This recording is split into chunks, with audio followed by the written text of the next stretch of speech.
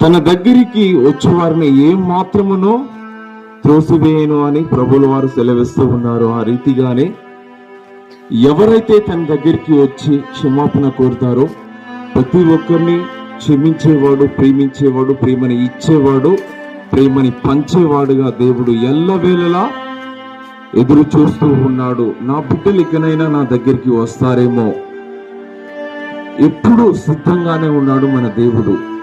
So అందుకని ఎన్ని పాపాలు చేసినా, ఎన్ని ఘోరాలు చేసినా, ఎన్ని నేరాలు చేసినా రక్షించేది కేవలం దేవుడు, ఆయన క్రీస్తు ప్రభుల వారు మాత్రమే అని పరిశుద్ధ లేఖనం సెలవిస్తూ ఉంది. ఆ రీతిగానే ప్రతి ఒక్కరూ తన దగ్గరికి రావాలని దేవుడు ఎంతగానో ఎదురు చూస్తూ ఉన్నాడు. హల్లెలూయా.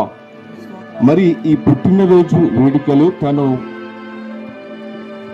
ఈరోజు పుట్టినాడు గనుక అది క్రిస్మస్ అంటారు. క్రీస్తు అంటే క్రీస్తుని ఆరాధించడం, తను ఆరాధించే దినంగా ఈ రోజు నుంచి ప్రతి ఒక్కరూ యావత్ ప్రపంచం జరుపుకుంటూ ఉన్నది. ప్రతి ఒక్కరిని దేవుడు పిలుస్తూ ఉన్నాడు. మనం ఎన్ని శోధనలో, వేదనలో, దుఃఖంలో, బాధల్లో, ఈవెన్ ఎనీ ప్రాబ్లం, ఏ సమస్యల్లో ఉన్నా కానీ దేవుడు పిలుస్తూ ఉన్నాడు. నాకు ప్రియమైన దేవుని జనాంగమా, ఇంతకుముందు ఏ ప్రాబ్లంలో, ఏ సమస్యల్లో ఉన్నామో తెలియదు, బట్ కానీ ఇప్పుడు దేవుడు సెలవిస్తూ ఉన్నాడు, ప్రతి ఒక్కరిని రమ్మంటూ ఉన్నాడు. హల్లెలూయా.